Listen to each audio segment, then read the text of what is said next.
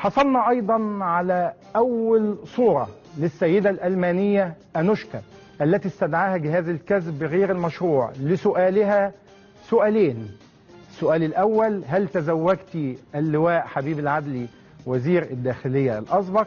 والسؤال الثاني: هل أخفى وزير الداخلية الأسبق اللواء حبيب العدلي أمواله أو جزءا من أمواله وممتلكاته باسمك؟ القصة ستشاهدونها الآن من خلال الفنانة الكبيرة مريم فخر الدين. لماذا؟ شاهدوا هذا التقرير فيه القصة الكاملة للسيدة الألمانية أنوشكا التي استدعاها جهاز الكذب غير المشروع لسؤالها عن زواجها من وزير الداخلية الأسبق اللواء حبيب العدلي، وعما إذا كان قد أخفى أمواله من خلالها.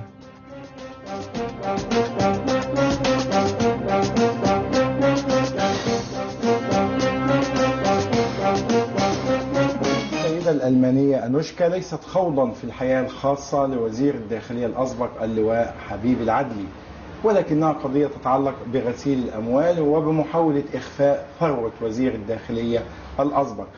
أنوشكا تم استدعاؤها من قبل جهاز الكذب غير المشروع فنفت زواجها من وزير الداخلية الأسبق، إلا أن تقارير الأجهزة الرقابية أكدت هذا الزواج، وأكدت أيضا أن وزير الداخلية اللواء حبيب العدلي وزير الداخلية الأسبق المحبوس الآن يحاول إخفاء أمواله من خلالها، أمواله وممتلكاته.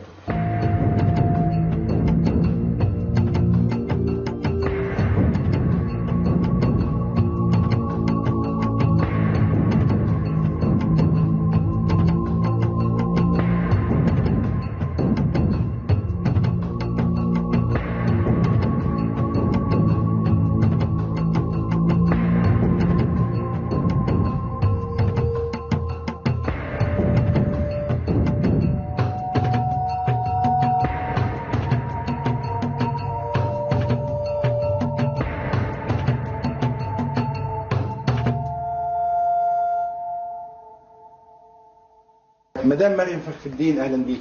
اهلا. الحقيقه موضوعنا متعلق ليس خوضا في الحياه الخاصه لاحد، ولكن موضوع متعلق بالمال العام في محاوله من وزير الداخليه الاسبق اللواء حبيب العدلي الذي يحاكم الان بتهم مختلفه تبدا بقتل المتظاهرين وتنتهي بغسيل الاموال وباهدار المال العام. من بين هذه التهم قضية أنوشكا. قد يتساءل البعض ما علاقة الفنانة الكبيرة مريم فخر الدين بقضية أنوشكا. إنه السيدة أنوشكا كانت زوجة لابنك محمد الطويل. دقيقة واحدة بقى. أنا عرفت أنوشكا في أمريكا. ابن المهندس محمد الطويل قعد في أمريكا 8 سنين يتعلم هندسة. فلما كنت اروح ازوره الاقي انوشكا في البيت. هناك في امريكا متعودين يبقى في جيرل فريند وبوي فريند يعيشوا مع بعض من غير جواز. انا كمصريه ومسلمه ما اقبلش حاجه زي دي، انما قلت في عقل بالي افرض محمد لوحده وعي، واحده تعمل له كوبايه شاي، واحده تجيب له دكتور. فانا عشان كده سامحتها انها تقعد مع محمد ابني 8 سنين في امريكا بدون زواج يعني. بدون زواج. الحقيقه انا هناك اشوفها سعيده سعيده خلاص. هي بتتكلم الماني، هي المانيه وانا بتكلم الماني، نتكلم مع بعض الماني. المهم فايه ما كلمتهاش. اما رجعت هي معاه، قعدوا عندي هنا في البيت. ابوه دكتور عبد الحميد الطويل، هو بيشتغل كان في الكويت. لما يجي اوعي تجوزيهم لبعض، تعالى محمد خد له شقه وقعد معاه وساب الكويت وقعد مع ابنه عشان ما يتجوزش انوشكا. يعني الاب كان رافضا هذا الزواج. الاب ما رضيش، قال لك واحده الفئه ما جوزهاش لابني واجنبيه وبتاع. المهم فراحت قالت ما عنديش حته اقعد فيها. قعدت عندي هنا 2 سنين في البيت. 2 سنين قاعده عندك هنا؟ قاعده عندي في البيت، في نفس البيت اللي انا بنصور في البيت ده في الاوضه الاخرانيه. اخدها اروح اشتغل في التلفزيون، يقولوا لي ممنوع اجانب في التلفزيون. اقول لهم لا دي المانيه بس انا مخلفاها من محمد هانس، دي بنتي. ادخلها عنها بنتي، شايله لي الشنط، شايله لي الهدوم، عامله لي لبيسه كمان. 2 سنين. بعد 2 سنين الحقيقه طب نوديها فين الولايه دي؟ فاضطر محمد يجوزها. ابوه زعل وما رضيش يحضر، انما يجوزها وخلاص. بس اكيد كان يحبها يعني، اكيد لا كان بيحبها. مش من وراه. اخيرا رضي، هيعمل ايه يعني؟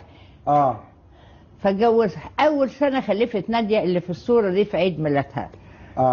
بس هي حدقه، راحت مخلفه العيال دي في المانيا عشان ياخدوا الجنسيه. لا، عشان ياخدوا كيندر جلد في المانيا. اي واحده عن تخلف يبقى تاخد 1000 يورو في الشهر كيندر جلد، يعني فلوس العيل.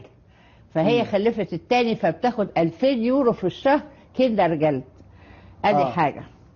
بعد كده لما كانت تيجي تجيب العيال وتجيلي انا هنا، هي بخيله. اولا ورثت ابوها وورثت عمها ملايين الحقيقه. يعني غنيه، عندها فلوس. هي عندها فلوس من الاول. لما ابوها مات ورثته، لما عمها مات ورثته، ما عندهمش وريث تاني. فهي دي سايقه عربيه مرسيدس هي جايباها. انما نتنا ليه بقى؟ لما اطبخ لها بطبخ اكل كتير، جايبه علب بلاستيك وتاخد الاكل معاها، بقيه الاكل.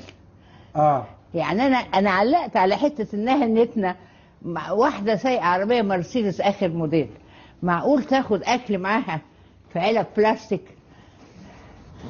ومعوده بنتها على كده، هي بنتها شايله علب البلاستيك وتشيل الاكل اللي فايت. طيب الجزء اللي بيهم المشاهد قوي، يعني خلاص هي انوشكا سيده المانيه. قلت انه ابن حضرتك السيد محمد الطويل اتعرف عليها في امريكا. بعد 3 سنين محمد طلقها. قال انا بعد 3 سنين من الزواج طلقها. يعني هم طلقها من زمان واتجوز بعديها واحده مصريه. حاليا متجوز بقاله 10 سنين واحده مصريه. ملوش دعوه بيها خالص، هي تجيلي مع الاولاد. طيب الجزء الخاص انه جهاز الكسب غير المشروع وهو جهاز رقابي في مصر، استدعى السيدة الألمانية أنوشكا لسؤالها عن زواجها من وزير الداخلية الأسبق اللواء حبيب العدلي. ما اعرفش هو جوزها ازاي، انما سامعه من بره ان هي كانت بتروح تلعب تنس. انا في نادي الجزيرة، فدخلت ولادي وأنوشكا في نادي الجزيرة. يعني انت اللي دخلتي؟ كانت بتلعب معاه تنس. وبعدين حبها يظهر وجوزها، ولا ما اقدرش اقول لك، هي ما كنتش موجوده يعني في الحته دي. انما الواد امين ده فتان. ابنها الصغير ده اللي في الصوره، امين ده اللي هو حفيدك. حفيدي. فبقول لها انت اتجوزتي وزير الداخليه؟ قالت لي مش عارفه، قاعده تتلاوح كده. وبعدين امين قال لي ايوه يعني. قلت له اسمه ايه؟ قال لي احنا بنقول له هرمينستر ولا هرمينستر ولا هر اوفيسير. احنا بنقول له يا وزير ولا يا وزير ولا يا مين، يا ضابط. فانا عرفت بقى ده ضابط اوفيسير.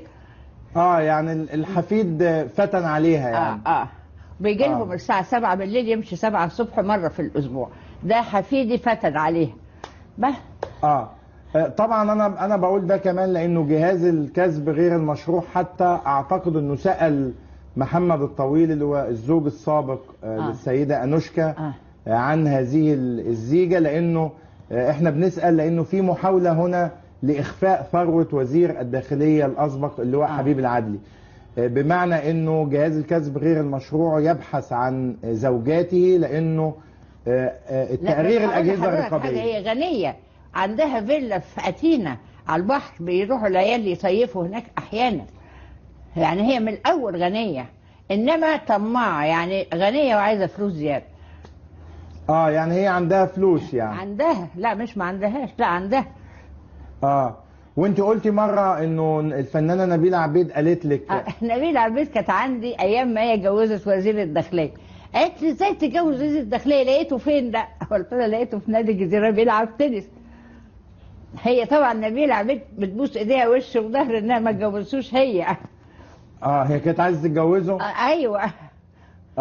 يعني هي قالت لك ازاي انوشكا الجربانة الألمانية دي تتجوز وزير الداخلية.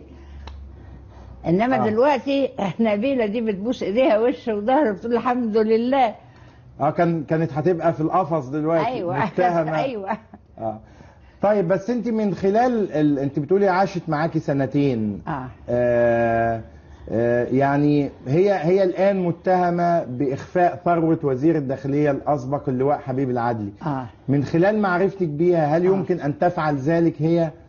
ما أقدرش أقول لك، هي طماعة حقيقة. يعني هي قعدت عندي عشان تتجوز محمد وتاخد الجنسية المصرية باختصار كده. طيب لكن هل استخدمت وزير الداخلية نفوذ وزير الداخلية الأسبق ضد محمد إذا كان في خلافات؟ لا لا لا، عندي أنا ما تجيبش سيرته أبدا. الواد أمين هو اللي بيفتن بس. ده بيقول لك إحنا عندنا 3 عساكر حراس و3 عساكر خدامين في الفيلا. عمل لها الفيلا بتاعت 6 أكتوبر دي. دي ملاصقة لفيلته على طول. ما أعرفش. 3 عساكر بيحرسوها؟ 3 عساكر يحرسوها و3 عساكر خدامين في البيت. ده اللي أنا أعرفه. في البيت. طيب يعني احنا يعني هذه شهادة الفنانة الكبيرة مريم فخر الدين، وهي شهادة تتعلق بحماية المال العام، لأنه جهاز الكسب غير المشروع وتقارير الأجهزة الرقابية بتؤكد أن وزير الداخلية الأسبق اللواء حبيب العدلي يحاول إخفاء أمواله من خلال زيجته الجديدة مع السيدة الألمانية أنوشكا.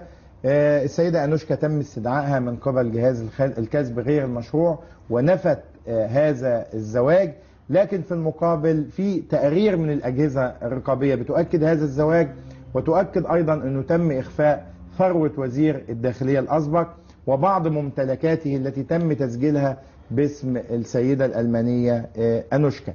لكن لو استدعيتك الأجهزة الرقابية يا مدام مريم عشان تسألك عن ده هتدلي بشهادتك يعني؟ مش عارفة، يعني هي حويطة، هي ممكن تاخد فلوس تخبيها في ألمانيا يعني.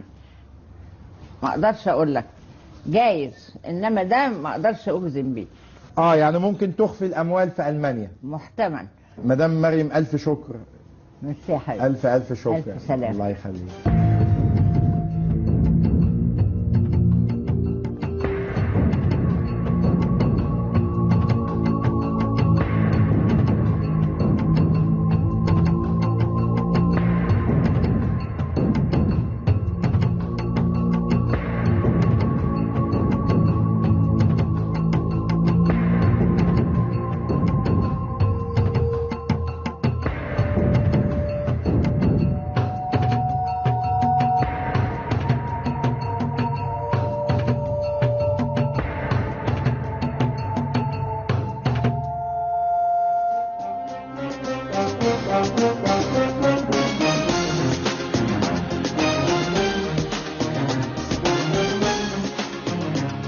مشاهدينا، لا نخوض في الحياة الخاصة لوزير الداخلية الأسبق اللواء حبيب العدلي، ولكن القضية تتعلق بغسيل الأموال وبمحاولات الوزير الأسبق لإخفاء أمواله من خلال زيجاته الفنانة الكبيرة مريم فخر الدين، على استعداد للإدلاء بشهادتها أمام جهاز الكسب غير المشروع لتؤكد أن مطلقة ابنها تزوجت من وزير الداخلية الأسبق.